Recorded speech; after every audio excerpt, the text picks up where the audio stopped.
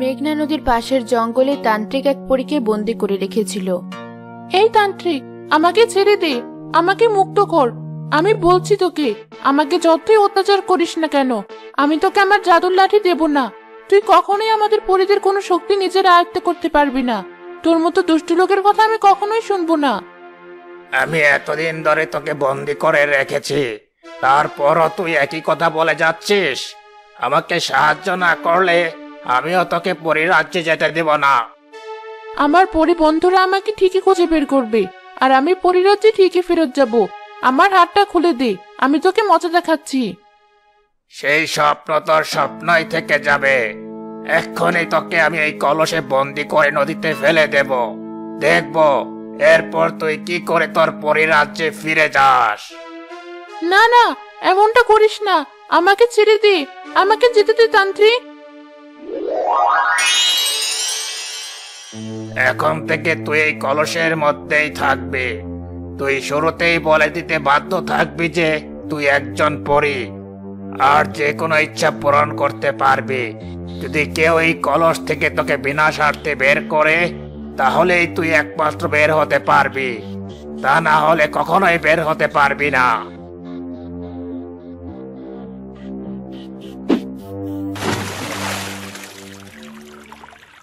এখন আমার কি হবে? আমি কোথায় আছি? কেউ আমাকে বাঁচাবে কি? কিন্তু আমি তো শুনেছি পৃথিবীর মানুষেরা খুবই স্বার্থপর, নিজের স্বার্থ ছাড়া কিছুই বুঝে না।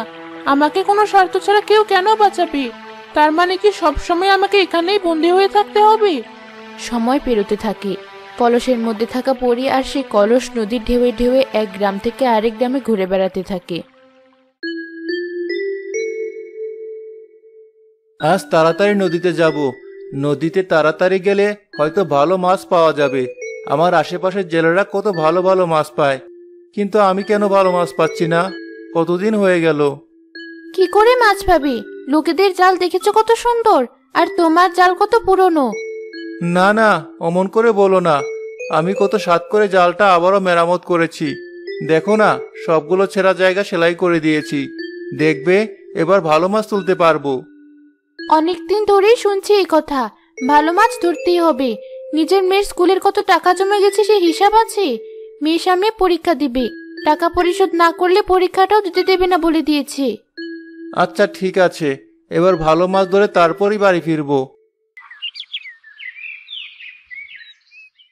আমি গিন্নিকে কিছুতেই বলে বোঝাতে পারি না যে কাজে যাওয়ার সময় কখনো খারাপ কথা বলতে নেই। সে সব সময় উল্টাপাল্টা চিন্তা করে। আজ আমি ভালো মাছ ধরেই ছাড়বো। আকাশ মেঘনা নদীতে মাছ ধরে তার সংসার চালাতো এবং মেঘনা নদীর পাশের ছোট গ্রামে তার পুরো পরিবার নিয়ে বাস করত। ওই তো আমার নৌকা দেখা যাচ্ছে। একবার যদি একটা ভালো নৌকা আর জাল কিনতে পারি, তাহলে আমার আর কোনো কিছুর অভাব থাকবে না। এই নদীতে এত মাছ আছে, এই মাছ ধরে শান্তিতে সংসার চলবে। মেয়েটাকেও শহরে পড়ালেখা করাতে পারবো। আরে ও আকাশ ভাই, তুমি নদীর পথে যাচ্ছ নাকি? কতবার করে বললাম যে ওই ভাঙা নৌকাটা আর ওই ছেঁড়া জাল দিয়ে মাছ ধরে লাভ নেই। আমাদের সাথে এসো, জমিদারের বড় নৌকাতে একসাথে মিলে মাছ ধরবো। জমিদারের সাথে মাছ ধরলে তো ভালো মাছ সব জমিদারকেই দিয়ে দিতে হয়। ওই অল্প কটা মাছ নিয়ে কি হয়? কষ্ট করব আমি, আর সেটার লাভ নিয়ে যাবে জমিদার। তা আমি হতে দেব না। অত বোকা আমি নই। তোমার বুদ্ধির সাথে আমরা পেরে উঠবো না বাপু। তুমি ওই ভাঙা নৌকা আর ছেঁড়া জাল দিয়ে যে মাছ সারাদিন ধরো, তার থেকে ঢের বেশি মাছ আমরা ধরে ফেলি। আর সেই মাছ থেকে জমিদার নিজের ভাগের মাছ কেটে নেওয়ার পরেও তো আমরা ভালোই অংশ পাই। এখন নিজের এত বড় জাল নেই বা নৌকাও নেই, এই জন্য জমিদারের সাথে থেকে কাজ করতে সমস্যা কি? নিজের সংসারটা তো ঠিক মতো চলে। যেটা তোমার ভালো মনে হয় করো। ঠিক আছে, তোমারও যা ভালো মনে হয় করো। আমি বন্ধু ভেবে দুটো কথা বললাম, তা তোমার পছন্দ হলো না। গেলাম আমি। দেখবো দেখবো, সারা জীবন এভাবে গরিব হয়ে কাটাতে হবে। ভালো বুদ্ধি দিলাম, তাতেও আমার সাথে কেমন ব্যবহার করলো। এরা যে কবে বুঝবে নিজের কাজ নিজে করে খেতে যে কি স্বাদ। এর থেকে অন্য কোনো কাজ করার মধ্যে কোনো স্বাধীনতা নেই। আমি ভাই স্বাধীন প্রিয় মানুষ, নিজের মতোই কাজ করব। হোক দুটো পয়সা কম রোজগার, তাতে কি? আমার নিজের নৌকা, নিজের ইচ্ছে মতো কাজ করব। কারো গোলামি করতে আমি রাজি নই।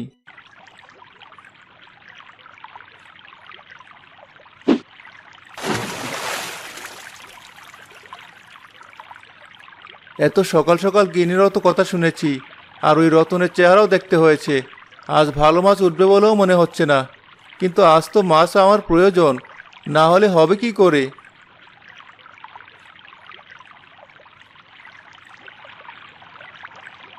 একটাও বড় মাছ পেলাম না।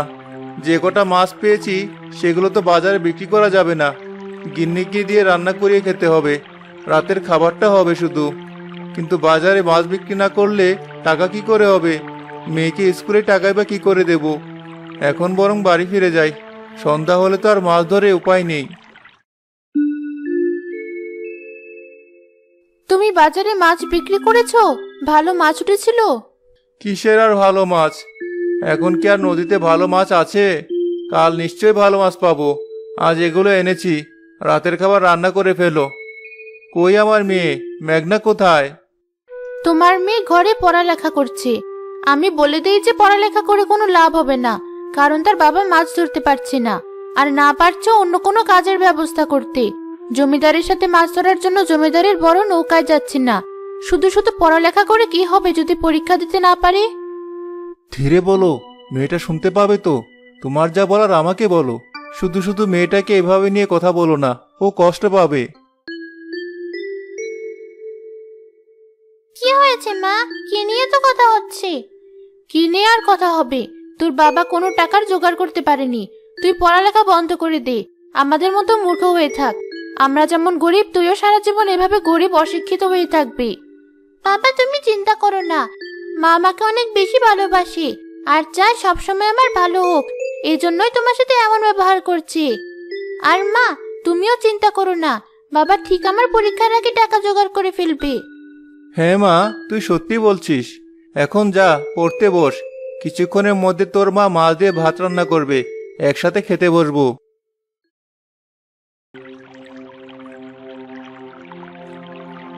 যেভাবেই হোক আজ আমি মাছ ধরেই ছাড়বো।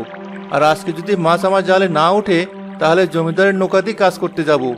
আমার টাকার প্রয়োজন, মেয়েটাকে অশিক্ষিত মূর্খ বানিয়ে রাখা কোনোভাবেই চলবে না। আমার নিজের কাজের স্বাধীনতার থেকে আমার মেয়ের ভবিষ্যৎ আমার কাছে বেশি গুরুত্বপূর্ণ।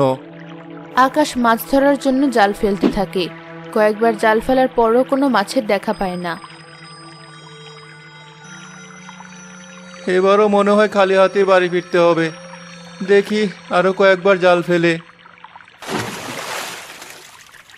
আকাশ জাল ফেলতে এসে জালে উঠে আসে তান্ত্রিকের ফেলে দেওয়া সেই কলস, যে কলসে পরি বন্দি ছিল। খুব ভারী কিছু উঠেছে বলে মনে হচ্ছে।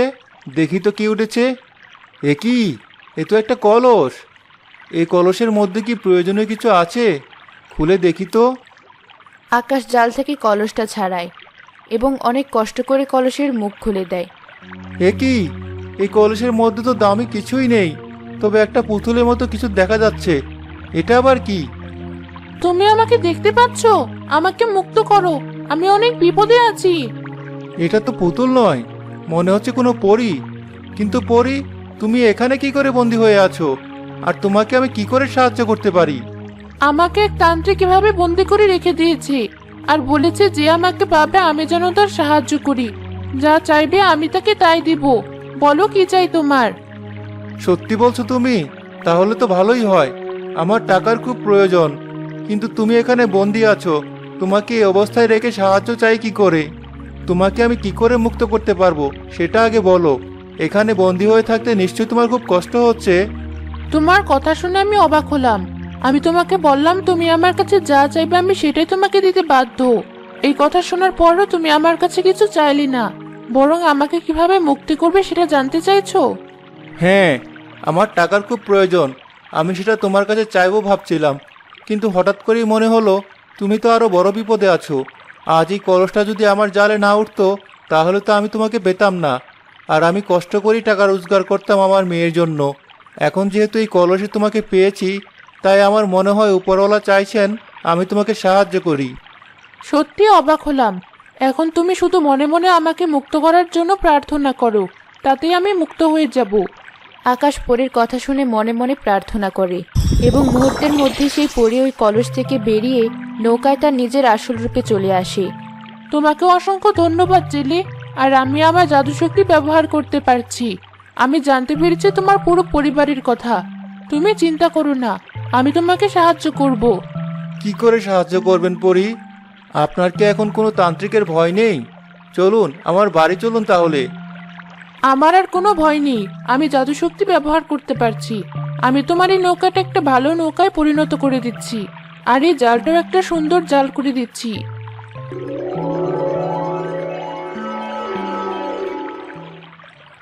সত্যি তো একদম বড় নৌকা হয়ে গেছে, আর জালও কি সুন্দর, কোনো ছেঁড়া নেই।